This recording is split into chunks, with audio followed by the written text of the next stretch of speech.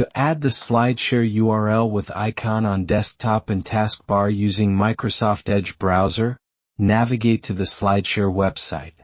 Click the three-dot menu in the top right corner of the browser window. Although this option allows you to install the website as an app as well.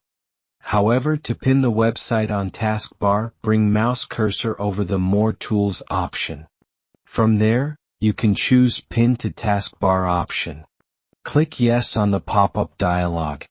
The website shortcut will be instantly added to taskbar on the bottom of desktop screen. To add SlideShare page link as desktop shortcut, resize the Edge browser to make your desktop visible. Then drag the security icon in address bar and drop it on your desktop. Discover dozro.com for free courses on graphic design, video editing, browser tips, computer tricks, and website creation. You'll also find an impressive range of products, most priced under $20. Don't forget to like the video and subscribe to the Dozro channel. Thank you for watching.